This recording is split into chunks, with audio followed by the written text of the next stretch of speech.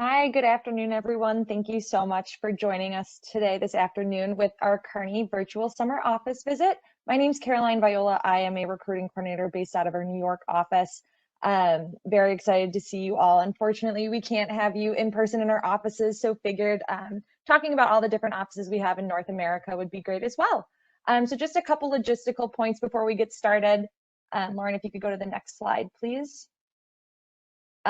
So if you do have questions throughout, we will have a panel at the very end to answer any questions for you. So you can go ahead and use that bottom chat feature in the right corner, and you can send your questions to Lauren Santamaro. Another thing to note too is this is a WebEx event. So unfortunately, we can't see you, but you can see us. So do go ahead and ask those questions. So I am going to pass it over to Ryan. Thanks, Caroline. Yeah, everybody, thanks again. Just to reiterate, thanks for joining today. Excited to have you here, learn a little bit more about our different offices and the firm overall. So why don't we start at the overall firm level, right? If you think about our firm, really what is different about us is that we like to combine empathy and expertise. It's a very people-centric business. We are our product, right? So we like to build relationships with our clients and be there for them and use our empathy to work to devise solutions that are best for them and that are going to work.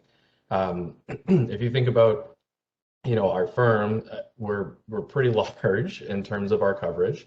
We work with 2/3 of the Fortune 500 companies. We have offices in over 40 countries and that number always is continuing to grow. It's grown quite a bit over my 6 years at the firm. But we have a big footprint, but that doesn't mean that we aren't small enough to really care. You're not a number here. It's always been my experience that we have good conversations and good relationships with the senior people and the junior people, across all the different levels, and kind of work well together, very flat and kind of helping each other learn, right? In terms of that, what is apprenticeship? It means, the leaders of the firm want to help you grow and help you succeed and develop your skill set that really allows you to be the next generation of leaders. We don't want to here to just have you kind of come in and do the job. We want to help you thrive in your career. If we think about how, our diverse experiences, there's all sorts of backgrounds, whether it's, the summer class I came from was Teach for America or, corporate finance and my specific example, but it spans the gamut. And I think really that unique experience and backgrounds brings it together to be a very individualized experience for everyone, but inclusive enough to have everybody, for everybody's ideas and thoughts to matter. I think, there's opportunities to make it happen. I think it really comes down to a hallmark of our culture is entrepreneurial in nature. It's really, if you have an idea and you want to get behind it, find some people to help support you and go and make it happen. A few years ago, we had a thought of how to change some things in our recruiting, with a specific school in the Boston area, and we got some leaders behind us, and we decided to try to take a different approach that was a little bit different than what we had been doing in the past, and it wound up with some great success. And we continue to use that approach, and it's been really good. But it's just a simple example of if you have an idea and people are behind you, it's your chance to make it your own. So there's that sort of entrepreneurial culture. So that's just a bit about our overall firm. So if you think about our culture and our values, more importantly, you can see the 5 here, right? So I think this is what brings us together and what we get behind as a firm. So it's funny, at one point our lock screen on our computers changed to this, and I was like, oh wow, these all resonate really well with me, and the way that I like to operate in consulting.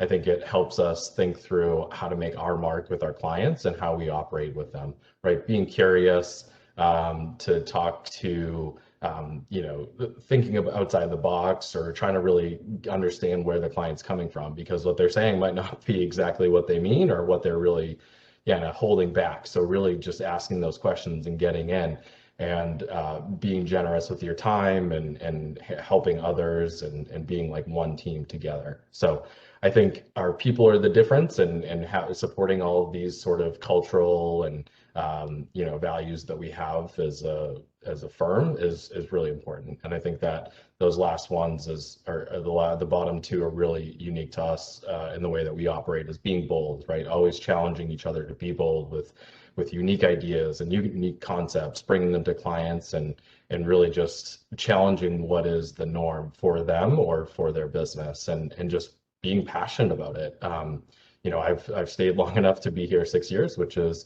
I think, a bit longer than typical tenure, but excited to like continue to do it and bring that passion to the clients and really take a interest in what their problem is and how we kind of work through solutioning it together. If you look at this one, there's two ways to look at this, like horizontal and verticals. It's split into industries and services.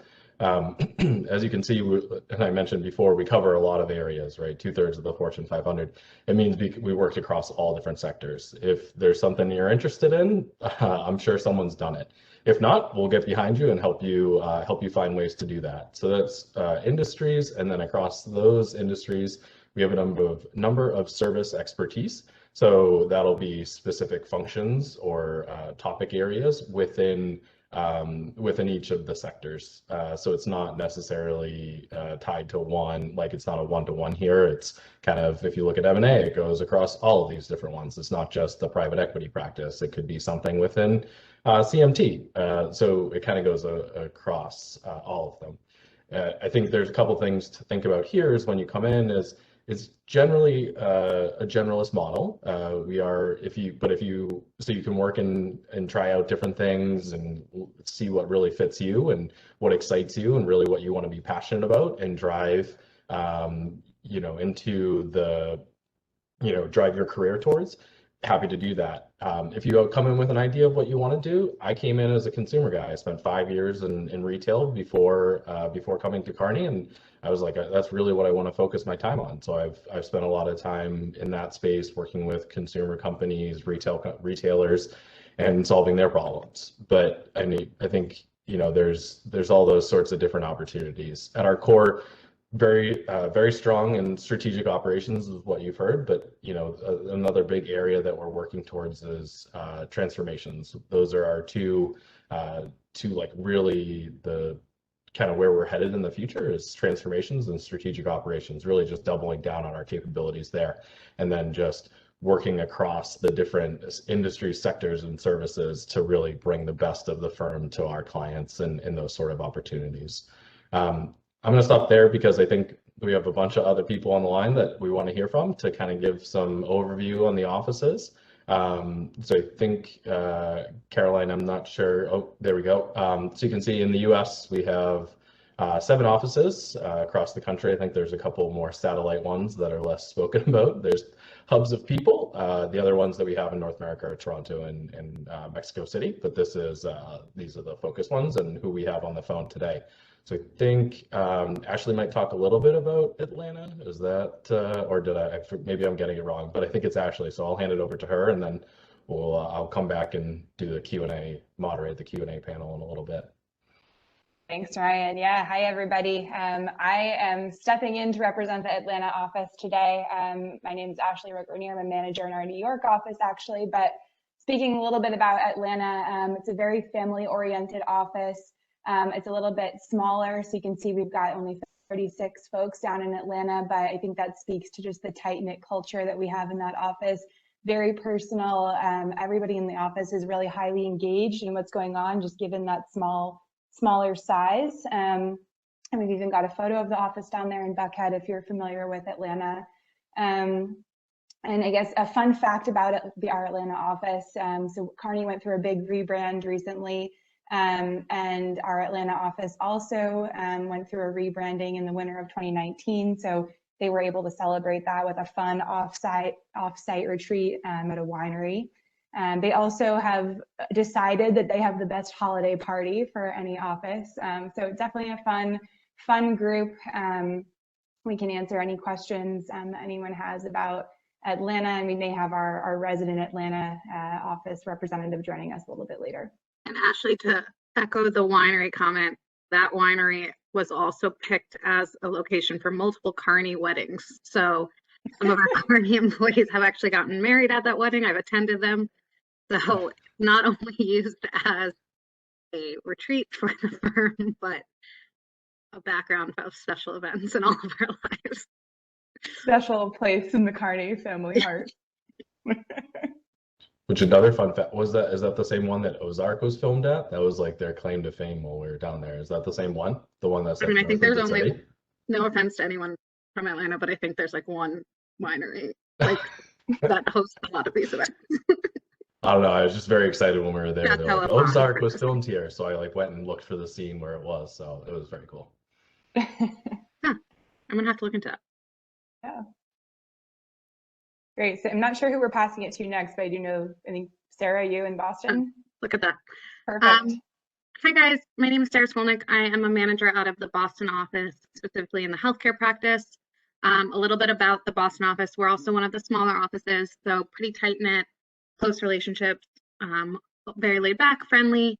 We have some great team outings. In the winter, we do some farm to table dinners, and in the summer, some sort of clam bake, lobster on roof decks around the Back Bay area, if you're familiar with Boston. Our team is 30 and counting, and we have a few summer associates.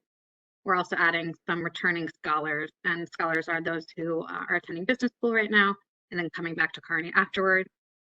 We're located, if you're familiar with Boston, near South Station, so right downtown. Some quick fun facts. We're comprised of about 50% women. We're one of the newest established offices, and it's the only office which you can swim in the ocean, ski, hike, and get caught in traffic all in one day. So it is a great place to be. Ryan's also part of the Boston office. Yeah, you get to come hang out with Sarah and I if you join Boston. Big selling point there. Get to see our yeah. I will pass it off to who's next? Chicago. Hi, everyone. My name is Callie. I'm a manager out of the Chicago office. And a very happy Friday to all of you. Chicago is one of the larger offices with over 300 folks. It's my favorite office, personally. You have people that aren't just consultants here, but we have marketing, recruiting here as well. Lauren and I are actually both in the office, just a few offices away from each other. And then just a few fun facts about us. We have moved several times since founding, but all really within a 5-block radius. So still getting some good views from our office. We also have the best snacks out of the offices. We've already had like a Kind bar, some Cheez-Its, good LaCroix. So definitely a few options here. And so with that, I will turn it over to Josh for Dallas. Thanks, Kelly. Hey everyone, Josh Bennett, manager of our Dallas office here. So y'all have heard, I guess, the gamut of kind of smaller offices in Boston to our really large offices in Chicago. Dallas is kind of somewhere in between, with about 50 folks. I would say I would disagree with the self-proclaimed holiday party being the best in Atlanta, but it is pretty, because our Dallas holiday party is pretty legit. But I will concede that Cali does have the best snack options in Chicago. So Dallas snacks are okay, but Chicago is definitely the best. In terms of Dallas, I would say it's the most unique of our offices, at least in terms of office decor. Like you walk in and it's kind of these cowskin rugs, and you know that you are in Texas for sure. Otherwise, it does have kind of that small medium feel in terms of pretty close knit. There's a lot of senior folks, so I think you get a lot of good depth of exposure, even though you don't get as much breadth as you might get in Chicago. But definitely great office, and love being a part of it. So pass it off to Ashley. Wait, I got one more thing. Close proximity to Perry's Pork Chop. That thing is memorable. When I had my CSI, which is your training, your summer training, at in the Dallas office, and that was like something that I still remember to this day. So Dallas is good for the good eats down there, right, Josh? I mean, if you're a barbecue fan, there are a lot of good options there. So yeah, totally agree. Awesome. So I'll cover New York again. So we are a very large office. We've got 238 folks in our New York office, and our office is located in Times Square, which is cool. We have some really awesome views you can see from the office given where we're located. So you can see all the way down to the Statue of Liberty, you can see into Brooklyn, you can see the George Washington Bridge, and then you can also see the New Year's Eve ball that drops. Our view from our office has like a window that looks directly onto it, so it's pretty cool. Especially in our boardroom, which is one of the pictures up there, you can just really get views end to end of Manhattan. And you don't have to go to the office on New Year. You just have to get there at like 3 p.m. to beat the rush of people, but you can actually watch the ball drop from behind the scenes. Yeah, and if that's not a selling point, I don't know what is. It's pretty much the coolest place to watch New Year's Eve. We're a super fun office. We've got a really good mix of quite a bit of young consultants and then up to some older partners with families, but I think that makes for a really fun dynamic. We do a lot of activities in and around the city. We just did a huge city winery event where we had our whole office come together and did some wine tasting. We've also got rock climbing, some running groups. So a lot of people in the office love to get together, really outside of work as well. And we've got a really fun, tight-knit group. And I think with that, I can pass it off to Justin. Thank you. Hello, everybody. Justin Jeffers from the San Francisco office, an associate out here, started in April. So recently graduated from my MBA and happy to join the firm. San Francisco, being San Francisco, we like to say we're a little unique. Like many of the offices, we are close-knit. I think we have the newest office in the fleet, especially in the Americas. We just opened last February and then probably closed about a week and a half later. I'm happy to say that I was able to see the office before it closed on my kind of introduction day to the firm, which was very neat. It's a wonderful office, very open plan, almost what you would maybe stereotype as San Francisco tech kind of culture. We have like a living room section. We don't have kombucha, but we do have a beer tap section, and I think we have cold brew on tap as well, and about 2 wine fridges per person. So that gives you a hint of some of the priorities of some of the office staff. There you go. We don't quite have the snack assortment that Chicago has, but we have other benefits. And we are quite close to Chinatown, which is also nice. But I think more importantly than all that, the culture of the office is very welcoming, very warm. There's a lot of senior individuals, partners, and principals there, which for someone such as myself who's new to the firm, it's been really nice to get to know some of them and some of the institutional memory that they bring and to start building those ties. So it's a wonderful office, and if you have any questions about it, please feel free to reach out to me or ask in the Q&A.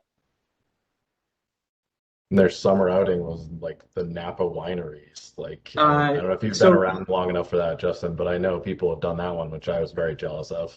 We actually have a winery outing next Saturday for the summer associates. And I wasn't going to mention it, but you prompted me. And I have not been there, but not only are there trips to wineries, but I believe one of the partners actually owns a small winery. So there have been a number of functions that have occurred there. So we may have that over you Atlanta office. I apologize. This winery is pretty amazing. You got to get there, Justin. We've had some fun events there. I've heard very good things. And another partner has a beautiful home in Monterey that has hosted other events, I believe, in San Francisco. Very nice. I've not been to that either. Yeah. So I will turn it over to DC. Thanks, Justin. Hi, all. My name is Callum Breen. I'm an associate based out of our Washington, D.C. office. I have been with the firm for 3 years. So D.C. is a medium-sized office. We've got about 70 employees. As you can see on the map there. Recently renovated just earlier this year, so it's very nice inside. Like a lot of the other offices, we have a keg on tap now, which is cool. And we have the same nice views over the Potomac that we had prior to the renovation. Some things we prioritize at the DC office, social impact and volunteering is big.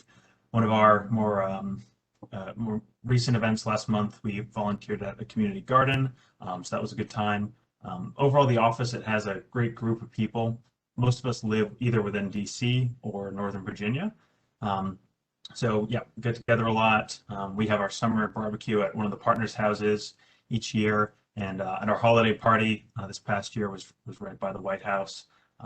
And yeah, overall, the office just has a nice blend of people. We have our government practice. We have our in-firm think tank. All of those consultants are based in DC, and then the consultants that are aligned with our standard practices, of course, are based there as well. So it's a nice mix. Great. Well, That's it, And I think, for then, the offices, and we'll. well, you got to call out the most important thing is like that top floor conference room where you can see like 7 monuments in DC. Like that was the It first is. time I went to It's training great. there. It was like you got to look over there. There's like the Washington Monument. It was like you can see everything, right, Kel? Yeah, it's complete 180. So yeah, you can see North Georgetown Cathedral, and then all the way down to the National Mall, and even all the way to the Capitol building most days. It's nice.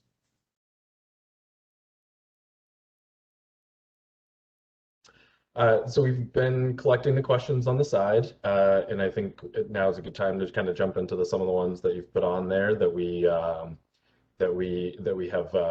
that you guys have submitted that we haven't answered on the side. So let me start one. I think there's a good one for Sarah and Ashley, who've been are some of our scholars who have returned, so they know our culture quite well. But what do you think, Sarah and Ashley? What makes Kearney unique from other consulting firms? I can start, Sarah, then maybe you want to build on top of that. I think something that's a bit unique about us is how we work with our clients. So I think we tend to work really closely hand in hand with our clients, whereas experience with other firms is that they may, interact with the client more intermittently and then sort of work independently as a team. How that looks in practice is you might have a designated client partner, and you'll be working with them on a daily basis to either pull data or run analyses or get their input and their thinking into how our team is trying to shape a perspective or a point of view. And so I think for me, it's one of the more rewarding parts of our job, because you're not just interacting with the Kearney team, but you're also getting to learn from all of these people who are deep experts in their organization. So it keeps things really interesting and allows us to learn from both sides. Yeah, I mean, I would echo actually completely. I think co-creation is in our mission statement. We really co-create with our clients. We know that if things are going to get done, they have to be bought in, and so I think that's a huge differentiator for Kearney. I think that's more on the external side. I'll also add a bit on the internal side, which is, I think, as Ryan said at the beginning, from my perspective, it's just a great group of people. Quite candidly, we're all friends. As you can probably maybe pick up from this session right now, we know each other really well. We care about each other and we trust each other. And I think that makes a huge difference on just a daily basis. It's the reason, I went to business school, came back again, have been here for so long. I think it's why you see the tenure that Ryan mentioned. It's really about the people at the firm. Thank you both. Yeah, I said it up front what I thought makes us unique, and I think those two just did a great job articulating it in their views as well. I think, Justin, I'm going to go to you because I heard you just came back as a summer. So what kind of support did you get outside of your engagement team during your either now during your first months or during your summer? Yeah. So last summer I was assigned a buddy who was someone at the associate level, and then also a mentor who was someone at the manager level. The mentor was nice because he was actually the first individual I met when I came to my first Kearney event, when I was in recruiting. So we've maintained that relationship, and he's still my mentor, and we're still friendly, which has been really nice to build that. At this point, it's almost a 1.5-year relationship. There was also support from the recruiting side as well, my project team as well, and I stayed in touch with a few of the people on that project team actually between in my last year of school, so between the internship and between when I started, so that when I started in April I could kind of hit the ground running, and also had a network, which was nice, because it's not just about the formal relationships which the firm will set up for you, but it's really important to build those informal ones kind of on your own time, and sometimes you have to take that initiative to do it. So now that I've started, I still have a mentor, that same individual, and I've reached out to a few partners, principals, and managers to kind of be more informal mentors and resources. So it's really nice that the firm sets that up, and then also you can take kind of your own initiative. So between the kind of informal and formal connections, you have at least I feel like I have a nice balance of people that I can go to for whether it's simple kind of technical questions or more, kind of, hey, context from history, advice, career advice, staffing type of questions.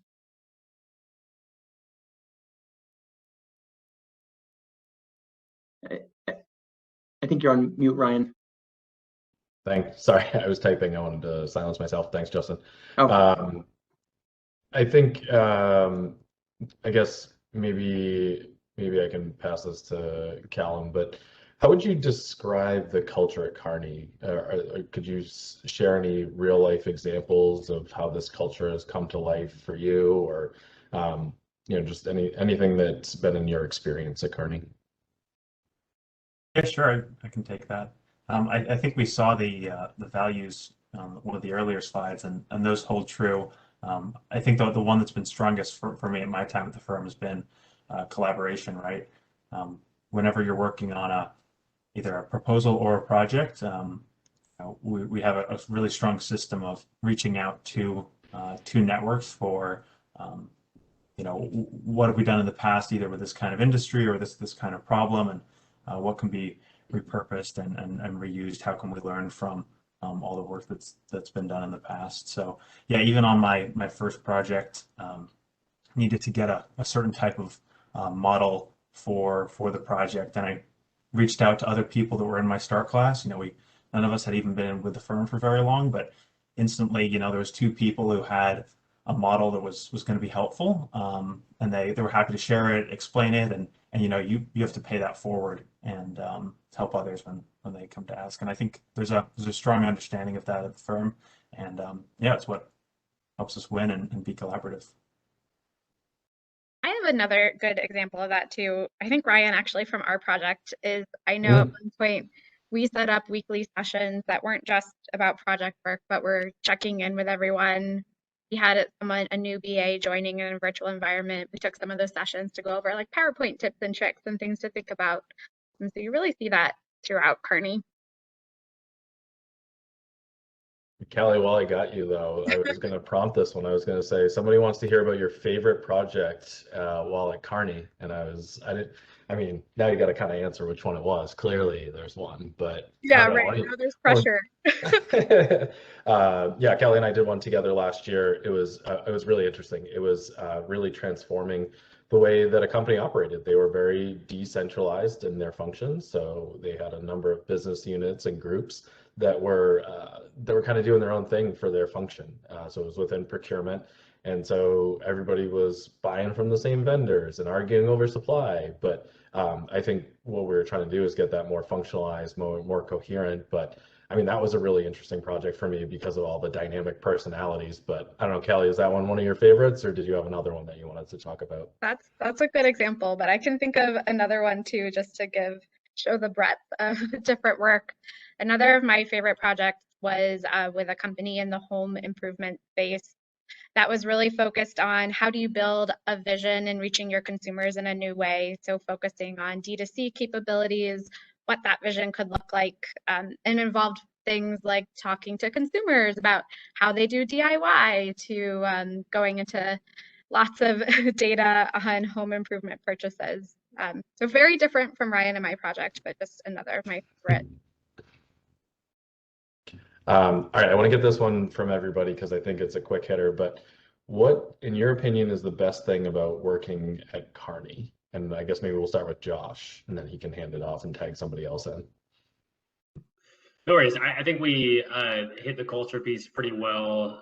So I will kind of let that sit and not touch on it too much more. But I think my favorite thing is the humility of our senior consultants, and I think that's what allows us to be collaborative with the clients and kind of sit side by side with them. But I've always appreciated just having access to partners and principals and feeling like there's a low ego there, despite a ton of professional success. So that's been the piece that I would say most appreciated, just how accessible folks are. I felt that in recruiting, but have felt it sustained throughout my time here. Justin, I'll go over to, I think I was supposed to tag someone, so I'll tag Justin. Thanks, Josh. I like what you said about humility. I definitely would echo that. And actually, one of my favorite things goes back to what I was talking about earlier, is just being able to feel supported as someone who just joined the firm and had worked a few jobs before school, where as a new entrant to a firm, I didn't necessarily always feel supported. Whereas at Kearney, it's been a very warm welcome. They want to make sure that you succeed. And people at all levels make sure that they take the steps and give you the time to help, in my case, and help me out and help other people out. And that's something that's really nice to see. I also like that it is very collaborative. The project I'm working on now crosses North America and EMEA. And at the drop of the hat, I reach out to some of our colleagues in EMEA, and they're like, "Yeah, let's jump on a call right now." It's like 6, 7 o'clock their time, and they're more than happy to help us out. And I thought that was wonderful, and really spoke to the openness of the firm, and also the maybe I'll say like fraternal nature of like, hey, we're all doing this and we're all going towards the same goal, and we all want to support each other. And that's not something that I've experienced in other firms in my previous lives. So that was really nice to see that very collaborative, very high willingness to help your colleagues, even if you have nothing to do with their work. And it doesn't always coincide with your schedule. So that's been very, very nice to see. I think just to kind of echo that, and there's another question on mentorship. I think that one of my favorite things is similar to what you just talked about, Justin, is that that support that you have from basically the Kearney family, right? Anytime you need help. I think the mentors that I developed are, there's my formal one that's assigned, and then there's my informal ones that, had an interest in the same type of work, or I had an interest in their work, and we kind of just worked on some things together and developed those relationships. And now, if I need advice, I reach out to them. But I think it's just this sort of like willingness to help each other and want to see you grow. So I think, from all different levels. So, the project that I was with on Kelly on was another team member. Their mentor left their official one, but they're like, hey, I wanted to, I like working with you. Will you be my mentor moving forward? So, I'm like, well, I'm flattered, so I'm happy to do that. But it was because we got along, and you just find those sort of mentorship opportunities. But and I'd say I know it's a genuine wanting to help, because in one case, one of our colleagues that was helping us out was leaving the firm, and continued to provide advice as she was leaving, and even kept reaching out afterwards to see if she could be of help. So that was really nice to see. It wasn't just I'm leaving, good luck. It was a genuine wanting of the firm to do well by its clients. Justin, if I can hop in on this, I don't want us to beat it to death, but this really is like the holy grail of consulting, right? It's like, how do you share knowledge across your consulting, like across your company? And I think it's even harder globally. So there's a number of ways to do it. You can put in like all these systems to try to have like a database of past projects. It's really hard with client confidentiality constraints to really capture a lot of this stuff. So it really is like our assets are our people. And I think the way that we navigate the really hard piece is that willingness to share. Like, I've had great conversations with colleagues from Europe on just understanding like the commercial aviation industry that I knew nothing about on a project, and great conversations with colleagues from Asia and Oceania on telecom strategy, on things that I again knew nothing about. What does the core network look like for a telecom provider to do like wireless calling? Like, no clue, but I need to figure it out. So talk to some guys that are partners and like live that space, and so willing to share and try to help us succeed on our client. So I know we talked about it a bunch, but it is like so crucially important for the success of a consulting company. So I think that's a huge point here, that it's not kind of competitive across the partners or different regions, but really do want everyone to succeed, even if there's not like a direct benefit to people in other regions or on other teams. Just want to happen. Anybody else have one more what their favorite thing about working at Kearney is? I don't know if anybody has a good one that they want to call out. Maybe I'll just add something in a different direction. I think just being able to work on so many different things that are really cool. So like this year alone, I've worked on what is happening in the emerging plant-based food sector. I've worked on diversity at companies who are trying to meet their ESG goals. I've helped a vitamin and supplement company from Norway come up with a launch strategy for the United States. And I've helped a media company rethink how they can advertise effectively to consumers and what business model they need to be transitioning to for the future. So, in just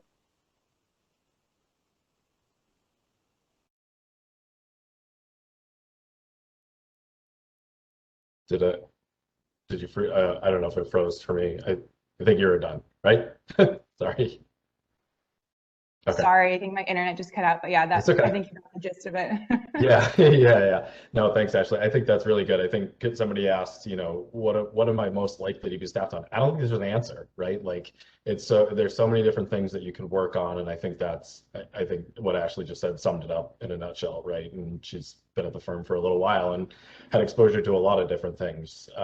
So it's where you want to, what you're interested in. So I think there's a good question here that's asking about affinity groups. So I can start on this. I know I don't have the exact number off the top of my head, but I know there's a lot of different ones from the East Asia Network who have put on cooking clinics during COVID, doing the remote thing. And there's like a military affinity group, but I don't know if anybody else on our call here is part of one that could speak to one. Those are just two. Oh, and Pride is another one. The three that I know the most about, but I know that there's more out there. Is there anybody on the panel that could speak to other ones? Brian, I can jump in. So Thanks, Lauren. everyone, Lauren Santamaro, we haven't had the chance to meet yet. I lead our campus recruiting efforts for the region, and I'm here in our Chicago office. So we have 9 employee resource groups or diversity networks. And we also, what I think is pretty cool, have 2 ally networks. So in addition to a Black at Kearney network, we launched our Black at Kearney ally network this past January. So plenty of opportunities, we've mentioned a couple of them, to get involved, show your support, and engage with folks that maybe look like you, think like you, and ways to support the community and each other. Yeah, thanks for bailing me out, Lauren, with the numbers. I totally forgot. And Black at Kearney, I know, some of the folks that I've worked with have developed really great relationships with some of the senior partners in those affinity networks, and really rely on those to, not rely on them, sorry, they use those to be sounding boards and all the things that Lauren just talked about, right? Look like you, sound like, talk like you, things like that have that sort of same background to help kind of like navigate some of the different challenges within the business. Just generally speaking, it's a good way to develop those sort of mentorship relationships is all I'm saying. So Lauren, is the Women's Network technically an affinity group, or is it its own? Yeah. So the Women's Network is probably the biggest affinity group, I'm sure. So there's a women's network that is extremely active at Kearney, with regular events. Anything from small kind of lunches together to larger panels with not only internal senior leaders, but also external senior leaders to really bring their perspectives in of what it's like to be a woman in the workplace. What are things you should be thinking about? What has helped you? What needs to change? All of those different pieces that I think for me, the Women's Network has been an extremely helpful resource. Because you have the mentors that we've mentioned, but sometimes those informal mentors are just as important. So I've definitely found a bunch in the Women's Network.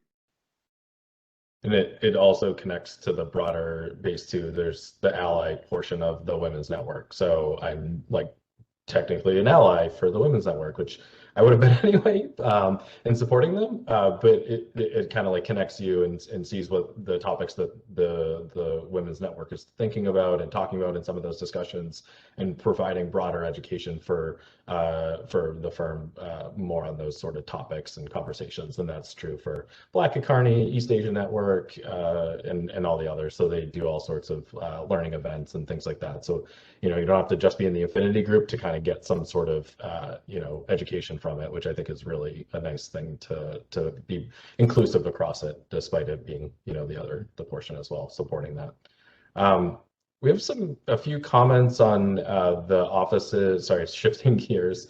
Bad transition. Shifting gears to which offices support certain industries or things like that. I think it's kind of overall just to talk a little bit about the staffing model. So it's where the clients are, right? So Just because Boston is close to the health companies and our health practice leader is there doesn't mean that you can never work on it if you're not part of the Boston office. It just happens that they're there. So we look at basically a national staffing model. Obviously, we've been remote. The majority has been remote over the last 16, 18 months. So I think that's, it's a little bit more up in the air there, but it's project by project, whether we're on site or not, and the level of comfort with the consultant. But I don't think a specific office has, a designation that they're like the health office or the consumer office, things like that. I think it's, it gives you opportunities to work across industries, because I'm in Boston and, when I was first here, there was nobody else in CHIRP, but, I made relationships with partners in New York and Chicago and San Francisco for that matter, and have worked where those other places are. But I think that was I just kind of wanted to clear that one up. Brian, can I add one thing in there? Yeah. I actually think our staffing model is maybe something that sets us apart if we haven't hit on it enough. The lack of a regional staffing model to me has always been a huge differentiator. I'm currently on a West Coast based project, even though I'm based out of Boston. And there are some pros and cons of that I'm happy to answer at any time. But for me, it was the right project for my career progression. It was also the right project in terms of giving my skills to the client. So having that under consideration more than just where you're from, and making sure it's the right match both for the client, but also for you as a individual consultant trying to grow, I think sets us apart pretty significantly. It's nice to be able to, as Ashley said, go on all those cool different projects literally globally, and that not be completely based on where you're located. So I think just in terms of staffing, that is super interesting about Kearney, and I think other firms may be evolving in the virtual environment, but for Kearney, it's actually been that way since I got an offer. I remember when I got an offer, I said, "Oh, what office am I in?" And they said, "Let me know," which Lauren's probably going to be mad at me for saying that, but that flexibility is quite nice, especially this year. Yeah, I mean, similar story. Lauren called me and said, "Okay, so we have your offer ready for the Chicago office." And I was like, "Wait, I thought I put New York one." I forgot because it was before Boston existed. And she's like, "Oh, you want to be in New York?" And I was like, yeah, I think so." And she was like, "Well, why don't you think about it and get back to me in a day?" And then, a day later, I was like, "Yeah, all right, New York." So I was in New York for my summer and then ultimately in Boston. But yeah, I think that's another question that had popped up about transferring offices. Pretty flexible, but for the most part, right now, I don't know if Lauren, if you want to comment on transferring between offices, but I feel like my mentee was like, "Yeah, I'm going to move to New York." And I was like, "Okay, just tell the head partner." And they were like, sent 2 emails, and then it was like, that was it. So it's all good. But I don't know, Lauren, if you have any other perspective on transfers right now. Spot on. It usually takes about 2 emails. One thing I would mention is that, given all of this flexibility, there might be a question around, can I live someplace where there isn't a Kearney office? And to that, I would say no. The connections, the networking that you build by being near an office, at least to start your Kearney career, is very, very important. So you will hear about folks that live in different cities where we don't have offices. They have built their career, they've got some tenure. Once you've been here for about 2 years, happy to talk about that. But to start, we'd want you near one of our offices.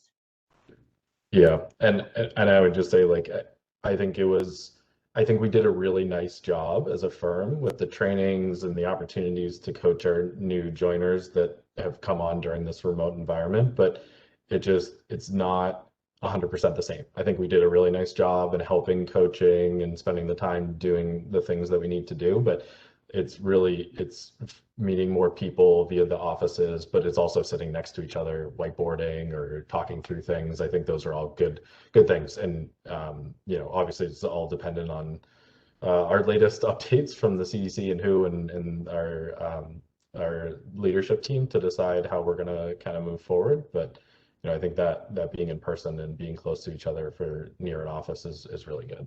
Just to reiterate what Lauren said. I want to just do one other thing here that's kind of a common theme is around professional development. in terms of, I guess there's probably, in my view, there's the official and the unofficial. The official is all the trainings and things like that that we set up for, and I'm underselling it because I'm going to hand it off to somebody. But there's also the unofficial ones where it's more on the job learning, which is I think where you get a lot of good opportunities to really dive into the project and learn from others that are around you, and make those sort of like mistakes that people can that you can learn from, and people can help correct you. But I don't know, maybe Callie, if you talk about kind of the training, because I feel like you've gone through just finished up the associate one, and maybe shifting to some of the manager trainings, and how has Kearney supported you in your professional development? Yeah, I think you said it well. There's good formal processes as well as informal. On the training front, just to give a bit more color, there's the training when you start, which is around a week long and gives you that chance to get to know your cohort of who you're starting with, meet those people where you can go to with your question, like, how do I actually fill out my timesheet? All those small things that you forget. It really focuses on developing your core consulting toolkit and what that means at Kearney. And then you continue to have trainings. We'd had an experience forum after 90 days as a new associate, where you could continue to really get to know different folks, learn about the different projects they were working on, and also continue developing that skill set.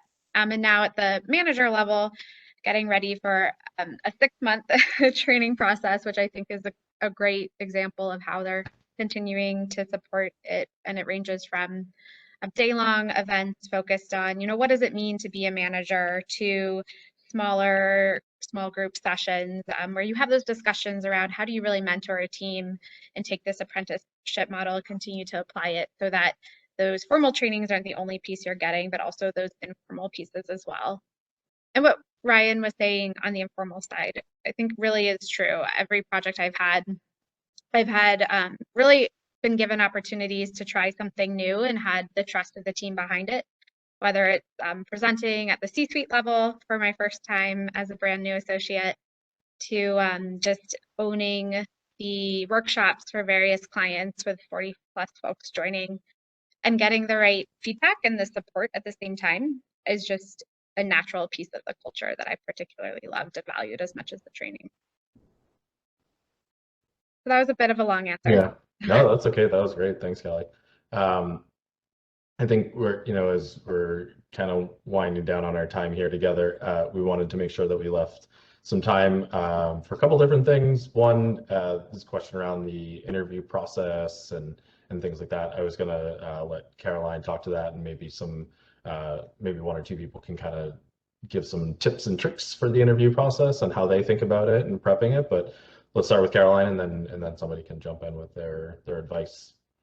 Great, thanks, Ryan. Yeah, so across the board, our interview format is the same. So your first round interview will be one 45-minute behavioral interview and one 45-minute case interview.